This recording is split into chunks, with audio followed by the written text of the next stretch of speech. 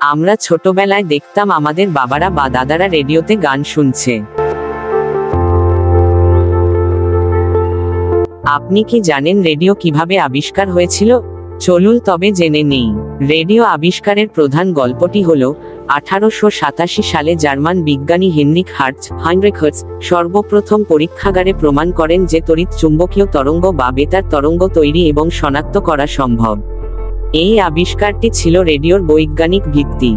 পরে ইতালীয় আবিষ্কারক গুগলিয়েলমো মার্কনি হার্টজের তত্ত্ব ব্যবহার করে একটি বাস্তব যন্ত্র তৈরি করেন। 1895 সালে কাজ শুরু করে। তিনি বেতার তরঙ্গ ব্যবহার করে দীর্ঘ দূরত্বে বার্তা পাঠানোর একটি কার্যকর পদ্ধতি আবিষ্কার করেন। মার্কনির এই প্রচেষ্টা প্রথম কার্যকর রেডিও ব্যবস্থা হিসেবে পরিচিতি লাভ করে, যা পরবর্তীতে বাণিজ্যিক যোগাযোগের জন্য ব্যবহৃত হয়। সংক্ষেপে, হার্টজ বেতার তরঙ্গের অস্তিত্ব প্রমাণ করেন, আর মার্কনি সেই তরঙ্গ ব্যবহার করে একটি কার্যকর বেতার যোগাযোগ ব্যবস্থা তৈরি করেন।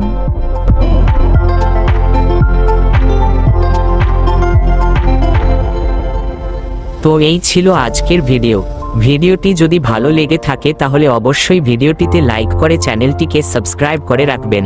ধন্যবাদ সবাইকে।